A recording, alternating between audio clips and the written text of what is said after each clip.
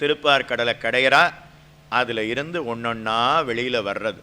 முதல்ல உச்சைஸ்ரவஸ் அப்படிங்கிற குதிரை வந்தது. அதை மகாபலி சக்கரவர்த்தி அவர் கிரகித்து கொண்டார். அதுக்கப்புறம் அதிலிருந்து பாரிஜாத்தம் அப்படிங்கிறது வந்தது. அது நேராக அமராவதி பட்டணத்தில் போய் அமர்ந்து விட்டது, நின்று விட்டது. அந்த பாரிஜாத்தத்துக்கு பக்கத்தில், அதுக்கு தான் கல்பக விரக்ஷம் அப்படின்னு பேர். அதுக்கப்புறம் அதிலிருந்து அப்சர ஸ்திரீகள்லாம் வெளியில் வந்தாலாம். அவர்கள்லாம் சொர்க்கலோகத்திற்கு சென்றார்கள்.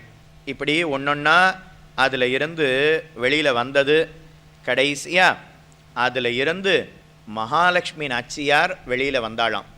பங்குனி மாதம் உத்தர நட்சத்திரத்தில் அபார தேஜஸோட 2 பக்கமும் 2 யானை அப்படியே பாலால் நாச்சியாரை அபிஷேகம் பண்ண மகாலட்சுமி அப்படியே திருப்பார்கடலில் இருந்து வெளியில் வந்தாளாம்.